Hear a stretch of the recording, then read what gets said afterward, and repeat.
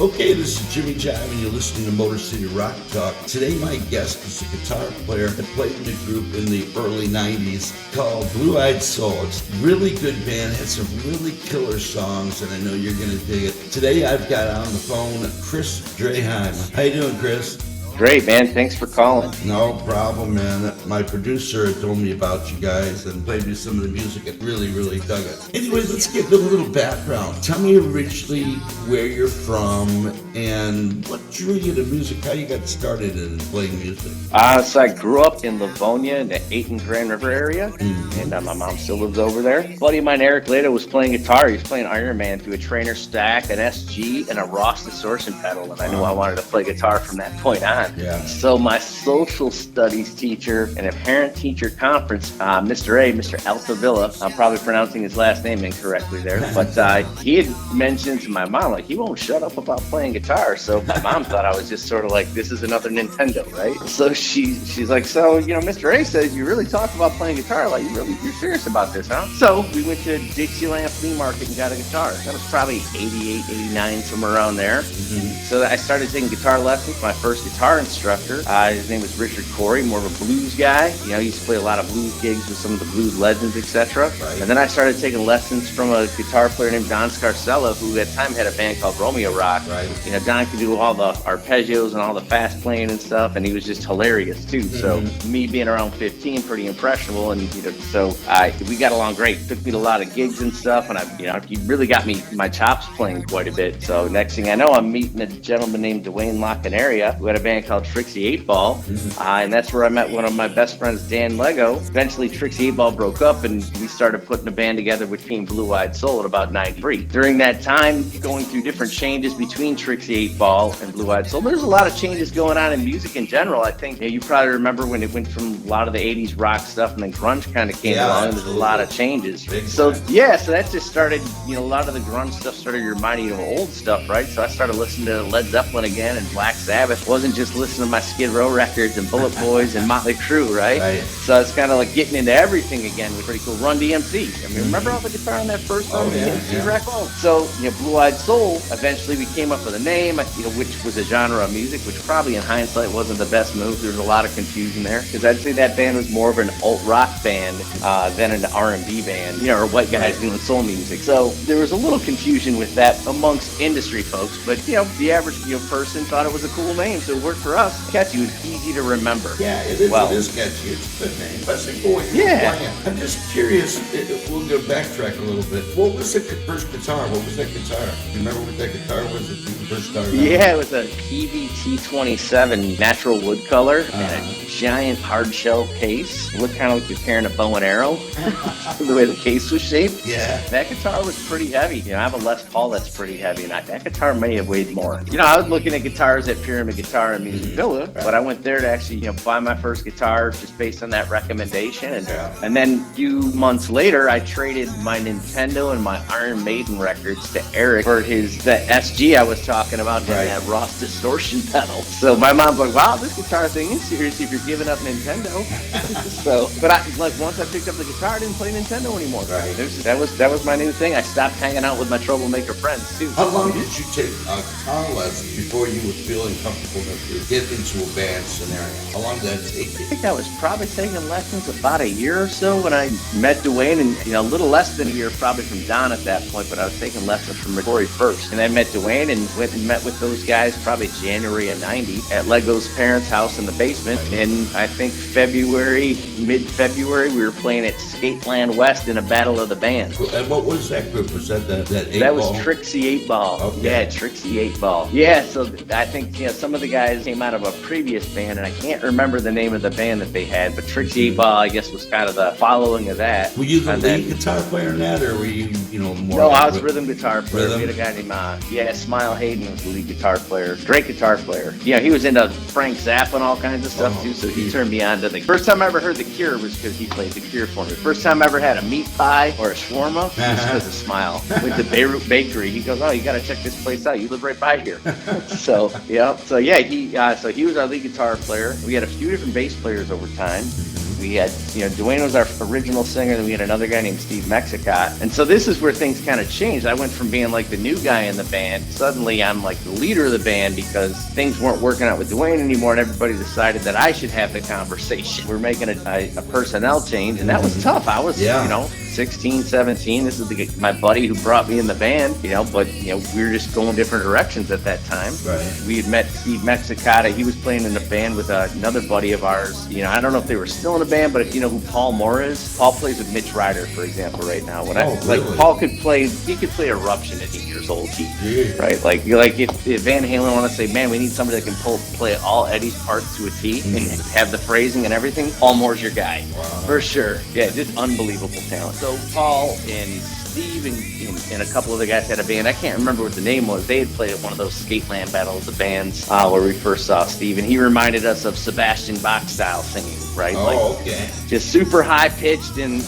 like stuff that just wears your voice out when you try to do it. And I think that's why I was never a singer in that era, because I didn't have that kind of range. Only a backup singer though, and a guitar player. But so we met Steve, continued with Trixie 8 Ball for a little while, and then about late '91 it fizzled out. And after our last gig, which was at the Token Lounge, we had a little after party at Lego's parents' house, and Dan pulls me aside and he's like, "Hey man, let's start putting another band together." And I was kind of surprised by that at that point. I didn't think he'd want to start putting another band together so quick. I thought, all right, I'm just going to finish my senior year in school and on to the next thing. So did that band play mostly covers, or did you have any original material? No, yeah, we had original material. So we recorded on 2 different occasions with that band in John Evadesian's basement. Oh yeah, I've been there. Yep. So I still talk with John actually quite from time to time. I talked to him just a couple of months ago. So that was my first experience recording. I remember the very first time I recorded, it was crazy. I was off. I had taken school off that day or something.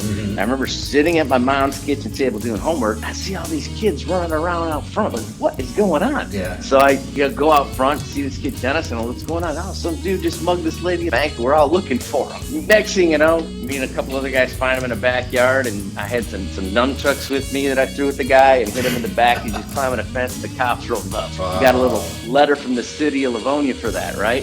And then I was playing my first guitar solo, my first recording experience that evening at John Evadesian's studio with Trixie 8 Ball. You were playing lead then? Yeah, I think I was mostly a rhythm player, but right. there was a couple little lead parts that I had. It wasn't like the main solo, but like a little intro thing or something here and there, if I recall correctly. It's been a while since I heard those tunes. You have the only thing I'm somewhere on cassettes, and I think Evadesian has a DAT or maybe a CD of that stuff together for me from a few years ago. You gotta get it. Yeah, every time I talk to him, I forget to ask him about that. It's been a long time talked about that, but I should ask him about that. Yeah. And I should encourage him to release stuff, because it's like, what an awesome moment in time, especially for me. I know. Like, that was one of my favorite bands when I was starting to play guitar, right? Donald's my guitar hero. So 91 is when Trixie 8 Ball ended. We started putting a band together, and it just it took some time. So it would have been probably May of 93 where we had a band together, and then July of 93 we played our first official show. Yeah, that's and with that Blue was Eyed at Soul, right? Yeah, with Blue Eyed Soul. So kind of in between there is where we met folks through the process. So originally, as we were putting the band together, a guy I grew up with named Doug McPherson who was playing bass for us, and I'm not sure we had a name for the band yet. But we were rehearsing, and originally after Lego's basement, we ended up in Jerry Ferdicky's place. Do you remember that place on Ford Road? Ford Road. He had a little rehearsal place there on Ford Road next to the Varsity Bar. He lived upstairs, and then there was a little rehearsal place. So we were splitting that with a couple of bands for a period of time, and then we ended up in Studio A, in the old Studio A in the garage, Ford and Beach Daily, behind the house, where I think at that time it was Evadesian and Scarcella were working on Hot Rods to Hell, because they were rehearsing in there. That's how we ended up in there, was through those guys. So that was probably 94-ish we ended up in there. But kind of along the way, we were first in Lego's basement as we were putting a band together, and I remember reaching out to some friends, Kelly Currier, a friend of ours, saying, "Hey, Kelly, your sister," at the time, Al McLean, our other guitar player, was dating Kelly's sister Kathy. So Kelly had connected us. Al had come over to Lego's house, and Doug's there, Al, Dan, and I'm showing Al some guitar parts, and Doug and Dan are playing pool. Well, Dan, hits the pool ball. It flies off the thing and hits Al in the side of the face. Wow. So the next time we're together, same situation, we're going over something. Dan again with the pool ball goes flying off the table. This time it hits Al's guitar on the stand. Oh, jeez. So I had to share the pool thing just because there were 2 rehearsals in a row. And those guys are best of friends these days. That was, what is it, 24, 93, so 30 years, 31 years. So shortly after that, this would have been in probably sometime early 92. Sometime in late 92, early 93 is when Doug left. Took out an ad, I think, in the Jam Rag, if I recall. Remember the Jam Rag? Oh, yeah. And I had Lego's parents' number in there, my mom's number, and my girlfriend's number in there for places to contact it, set up an audition to be our bass player. We didn't have a band name yet, and I'm over at Lego's parents' house in the basement. He's not there. I'm messing with my amp or something, but his mom's home, and she says, hey, there's a call for you. It ends up being Rob Somerville, who became our bass player. Oh, wow. And I set it up to where Rob, he was meeting with me, I think, the next day, but over at my mom's house in Livonia. Mm-hmm. So Rob knocks on the door. I'm just always running late, especially at that point in my life. I'm terrible at managing my time. Proved a lot since. Okay. But so I'm jump in the shower, probably 2 minutes before he's supposed to be there. He gets there, and I'm got a towel around my waist, and I answer the door. Hey, man. Come on back. And he's like, what am I walking into? So we get together, jam for a minute, and then I think a couple days later he knows all our stuff, and we're jamming in the basement. And so that was 93, and I know I'm jumping around a bit. Mike Welson's our lead singer. I met him this summer at night 2. And the story with this is Al's over at my house one day, and we go to this place called remember Hefty's in Redford, the coney with the giant coney on top? Yeah. So this is when the old folks still owned it, when it was the old building still. Best bean soup. So my mom sends us up there to pick up a huge carryout order. Yeah. And Al has this cassette in his car, and I think, so this would have been summer of 92. I'm like, what's this? He goes, remember that dude Mike you met at the party? That guy that sings? That's his band. Put it in, and I didn't know whether to hit him or hug him. I'm like, this is our guy. Because at this point in time, I was really into this band called Mother Love Bone, and Mike reminded me of Andrew Wood, vocal. And then, he's one of my best friends these days. All these guys are. But at that time, I just remember looking at Al, I'm like, dude, I don't know whether to hug you or hit right now, but this is our guy. So eventually, Mike and I, get connected, and we start working on putting the band together. That's when we ended up in Jerry's place on Ford Road. So this would have been late 92 into early 93. Doug left, so then we moved back over to Lego's parents' house for a little while, and then I think we eventually ended up in Studio A. But the first show we did kind of like a little open mic night at the Cross Street Station in June of 93, like the end of June. Right. And our first show was coming up on a Monday night, Monday, July 12th, 1993 at the Studio Lounge. And there were 2 other bands. Yeah, on a Monday night. And when they used cars to were getting towed in the parking lot. Every night, yeah. Yeah, and it was 3 bands having their first show, and we're all young, so the place was packed. Right. There were cars getting towed. There was Amethyst. So it was Hallowed Ground opened up the show, then Amethyst and Blue Eyed Soul. And for all 3 bands, it was, we all kind of grew up in the same area, had a lot of the same friends that crossed over, and it's everyone's first show. So that was kind of an easy deal to pack the place. So that was a ton of fun. And there's a video cassette of that show in a bunch of shows floating around somewhere. I think it's either at my mom's house or here somewhere. Yeah, I got to find it and get the stuff out of the VHS and into the computer, right? Yeah. So I think there's a bunch of converters you can find on Amazon now. Well, I can do it too. It's real easy. Okay, cool. I got tons of stuff. I got Super 8 stuff, VHS stuff. And I know there's a couple of videos that were done as school projects. A buddy of ours, Herschel Poger, did one for Bex Howard, and another guy named John Aber did one for Madonna University. Wow. So, and I think I have both of those on VHS as well. That'd be cool to see. Yeah, so I'll find those. They're either, if they're not here in a box of storage somewhere that we have, not really storage, we just haven't unpacked yet. We moved a little less than 2 years ago. Right. It's either here or at my mom's house. But recently I found a bunch of the old flyers and stickers and merch and stuff like that, really? Right? Yeah, that's so cool. I started getting a pile of stuff together for you here today. And then there's tons of photos around too. There's not a lot of photos in this stuff, but this is kind of cool because it has, just different gigs on it, different promo photos, and just some of the other bands that we had done shows with. Well, tell me this, Blue Eyed Soul, come up with the name. How did you decide on what type of band you wanted to be? I mean, you're up against grunge, and you just came out of the whole metal hair metal kind of scene. How did you decide to do this kind of music? Whose idea was that, or was that a collective idea? I think it just sort of happened, right? Like, just here's a riff, let's just jam on this and see where this goes. Mm-hmm. Right? You know, a lot of times I was roughing out a song idea, and then, you know, Mike would come up with a melody or a vocal line, but I don't remember a conscious decision of saying, we're going to do this stylistically. Things just sort of naturally worked themselves out. There might have been a few things that just felt like, all right, this just doesn't seem like it's the right fit. Yeah, but that's like any project or any song that you're writing for a project, right? Like you might have songs that are a great fit for something else, but not necessarily for that project. Sure. Right. Were you the main writer, or were you collectively writing with someone else? Mike and I were the main writers. I was definitely the main, guy that, I guess, starting a song, coming up with the idea. But, other folks did too. Like, Al had this really awesome riff song we ended up calling Salamander. Just the riff is just still to this day, I feel like I love that riff. One of my favorite riffs. That's really cool. So sometimes you end up, with a riff, and then, other folks jump in and build around there. Generally, a lot of it was Mike and I, and then everybody else sort of, contributing here and there, right? Al was in the band for a period of time, and he had left and then had come back. We had this guy, Ryan White, that played with us for a while in between there. And we had a couple of band houses during that period of time. I think when Ryan was, we had 3 or 4 different band houses, if I remember correctly. Yeah, Redford, Farmington. So yeah, it would have been Redford and Farmington while Ryan was in the band. We ended up in Dearborn, and then Al had rejoined the band at that point. Were you guys all living together at these houses? Ryan and Mike were roommates in the Redford house, and then the rest of us are just always there. And I think Rob might have been a roommate there with them for a period of time too. And then I want to say in that Farmington house, we had other roommates there too. Ryan, Dan, myself, Mike. Mike was always finding us the places, and he's the only one that had like he was a computer engineer, had a regular job. I was a graduate. The rest of us were doing odds and ends. I was teaching guitar. Let's see here. And then who else was in that house? I want to say Rob lived in that house too for a period of time. So in Farmington, the band went through some changes. That's where Ryan and Rob had left the band, and then Al had rejoined the band, and Scott had joined the band on bass. Scott Colossa, who was in a band called Death and Tax prior to that. You remember that band? Yeah. So Scott Colossa was our bass player for the last phase of the band when we put out the CD Delicious in '97. So the Moody Colorful Groove, that was Rob.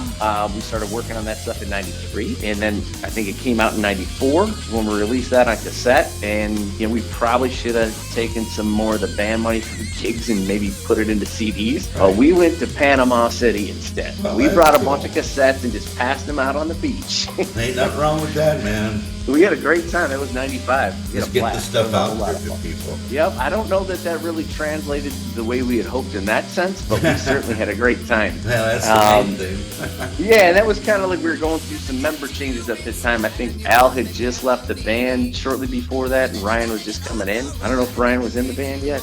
Gets a little hazy for part of that. And I can keep rambling on stuff, so feel free to interrupt and stop me at any point in time with things. So were you pretty much the only original member through all these changes? No. So Dan and I, the drummer, and Mike was our only singer in the band, actually. So once Mike joined the band, like, we were looking for a singer pretty much from beginning in '92 when we started working on, like, Dan and I started working on putting what became Blue Eyed Soul together, and until I want to say it was probably around late summer, early fall, when we really started working with Mike as our singer for Blue Eyed Soul. So he had that other band at the time, Homespun Fun, that Al had the cassette for, and he was also going to U of M, living out in Ann Arbor and Ypsilanti. So here we're way out in Dearborn Heights rehearsing for Westland. So I don't think he had a car. So there's a period of time where I was going out to Ypsi, picking him up, driving back out this way, and driving back that way. Right. I was pretty committed to getting this band rolling. Right. But that was interesting times. So then, we're working on songs, etc. I think we had a bass player change during this time. So our next gig was at St. Andrews Hall on Halloween night, 1990. And it was Art and Joey that hooked us up, the Neelys. So Art was working at St. Andrews. So Sassy Cat was opening up for Loud House. And then Artie was able to get us on the gig as the opener for the whole thing. Wow. So that was really cool. Great show. Yeah, that was really neat. And we were the first band on. It was not super busy yet. For the first, other other than Battle of the Bands gig, but the first club stage that I ever played on was St. Andrews Hall. That's pretty neat. That's a cool venue for that, especially to start out. Did you consider yourself being out of Farmington, Dearborn, than a West Side band? Yeah, we were definitely more of a West Side band. We played the Studio a lot, the Mosquito Club, Pharaoh's Golden Cup, and then now back to the Token. So we definitely played there. Played center stage once, opened it up for Rick Derringer. And then we started putting our own shows together. So I remember we did a release party. We did an all ages show at the Magic Bag, and this is after Pharaoh's stopped closed. Right. We were doing a lot of all ages shows at Pharaoh's Golden Cup. I was a guitar instructor. I had a bunch of kids that were my students, and so we'd always pack these all ages shows at either the Mosquito Club or at Pharaoh's. Then we started. I think they had stopped doing that. Pharaoh's closed. Then the Token, it was reopening as a Token from Mosquito Club.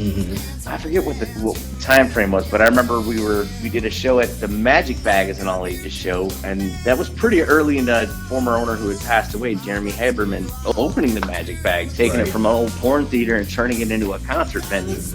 And I just remember really hitting it off with him, and he liked the approach that we had with things, putting an event together, and we were trying not to. At that point, we were also trying to get out of town and play more, some of the college towns. So we were going to East Lansing, Mount Pleasant, Kalamazoo, then up to Sault Ste. Marie, Bay City, Saginaw. I don't think we ever got out of state. We just pretty much traveled around Michigan quite a bit. Muskegon, Grand Rapids, East Lansing. So a lot of those, like Small Planet in East Lansing, Riggs in Ann Arbor. Did you say you played other than, you mentioned Hamtramck Club. Did you guys play like Harpo's, the Ritz, those places? Played at the Ritz a couple of times, and it was usually we never really had an awesome slot there, an awesome show set up. So never really went after that a ton. Just 'cause it seemed like a lot of bands were trying to play there.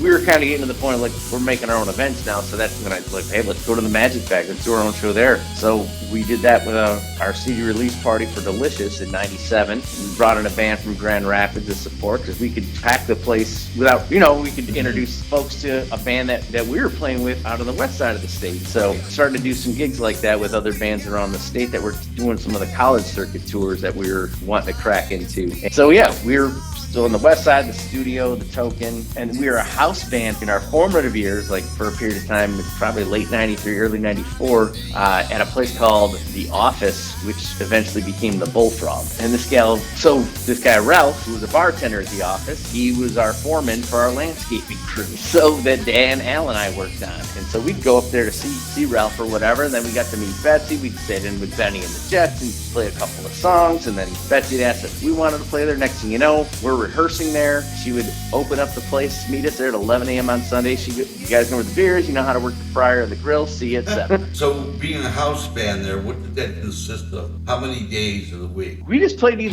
had one night a week played there. Oh, okay. And then we rehearsed there on Sunday. So we either played, for a while it was Mondays, and then it was Wednesdays for a while. You weren't playing there on Fridays or Saturdays? Once in a while we would, but usually on a Friday or Saturday we were like Studio, the Token, or we're like out of town somewhere. Like, in East Lansing, Kalamazoo. Right, but they were pulling and they had bands playing there those other nights. Oh yeah. Yep. And I think Benny was Tuesday nights and maybe Sundays. He had a couple of nights there at that time, and I know they had other bands that were doing stuff. I remember playing there on a Friday or Saturday. That was a cool little place, cool little bar. bar. Now you're talking about when it was The Office, right? No, when it was the Bullfrog. Okay, yeah, I'm talking about before the Bullfrog. This is before. This gal named Betsy, and I think her ex-husband had owned it. And I think he had the tool and die shop next door, and then she ended up at the bar through the divorce or something. But she eventually sold it to a couple of guys, Jim and Aaron, who turned it into the Bullfrog. And she connected me with those guys really early on before they even opened. And she goes, yeah, this will be a good fit. But they wanted to just do covers. They were pretty strict, like that's what they wanted to do. So I remember walking in there probably maybe a year after they opened, maybe less, and suddenly I hear someone playing Eruption. I look, there's Paul Moore. He's playing with the band Bridge. Remember Bridge? Yeah. So. That's true. Yep. I'm like, I know that guy. Did you guys, other than recording the album Delicious, did you guys do anything as far as videos? Make any videos of it again? Yeah, so first with the Moody Colorful Groove that came out on cassette only in '94, out. There's a song called Easy on there. I think it's the first song on there. Yes, first song. Cassette right here, actually. And a gentleman, John Abear, did a music video for his school project at Madonna University. So I do have that on VHS cassette here somewhere. And then a friend of ours who we met through this project, and so fast forward a few years later, so in 97, 98, a gentleman named Herschel Poger did a video for the song Delicious for his class project at Specs Howard. So I think it was 98 he did that, if I recall. And so yeah, the record came out in 97, and then that video came out in 98. Were these videos more or less just like how you guys just playing the song, or was there any kind of concept to it as far as that? No, they have, yeah, there's like, you know, Delicious would have the band playing live, and then some house party shots, and, you know, folks hanging out, stuff like that. Where Easy was a little more just, you know, that song's a little dark, and it's like kind of serial stalker rapist thing, or killer, not rapist, but serial killer. Yeah. I want to say kind of a dark song, right? So the guy that did the video kind of did some stuff around there, and had some other, I think some classmates were actors in the video. I wasn't there for that part. I think Mike was there for that part of the shoot. But yeah, that song's a little dark when you listen to it lyrically. It's like the lyrics are killing her was easy. Tell me, what did she say? Her last right. That's like some serial killer stuff. Mike read some articles in the news or something that inspired some kind of creepy dark thing. And we just used to call it the stomping song because we'd stomp around our feet on the ground during the course of that song. This guy that made the video, did he pick that song specifically because it was dark, or was there any reason behind that? You know, that part I'm not sure. Yeah, so lyrically that song is dark. Musically though, it's got a hypnotic groove. Like the groove is awesome. Like it's very, very, so it could be just due to the reaction we'd have with that song at gigs. That always got a really good reaction because it had a lot of energy to it. And from the verse to the chorus was very explosive in that song musically. So I think, you know, it just covered a lot of ground. So that tended to be a fan favorite. And also a reference point of people don't really pay attention to lyrics a whole lot. Because that song is dark, and that was a favorite song by a lot of folks. Wow. Especially like young folks like, I'm like, all right, you're not listening to lyrics at all. Was there any cursing in it? Did you guys ever use language? You know, there might have been a swear word here or there, but generally, you know, I don't think there was a whole lot of, right. You know, I don't know that we would have to put a parental warning on any of the stuff. Oh, well, that's. But I don't think there was. I don't think we had swear words on stuff. Or anything that was explicit like that. No, I don't think so. That I recall. We have a song called "Dog Eat Cat Eater" like that. Like, so that could be a little. That could be taken that way, sure. Yeah, right. And that song wasn't written about a sexual situation. Right. Right. So just to clarify on that, that was another fun groove song as far as the way the groove went with that song. I forgot about that song until I was looking at the cassette earlier today. Well, I'm going to have to get this material from you, by the way. Well, again, we're going to end this right here, and I will get back to you and we'll talk about the infatuations. Yeah, I'm sure you have a lot of good stories to tell about that. I'll send you some stuff for that, too, just so you can get familiar. There's a ton of stuff online with the infatuations, cool. too. That'll be cool. Anyway, this is Jimmy Jive, and you've been listening to Motor City Rock Talk. My guest today has been Chris Draheim from Blue Eyed Soul. We're going to have him back again in the future to talk about his next phase of the band called Infatuations. Anyway, as I like to say, keep rocking.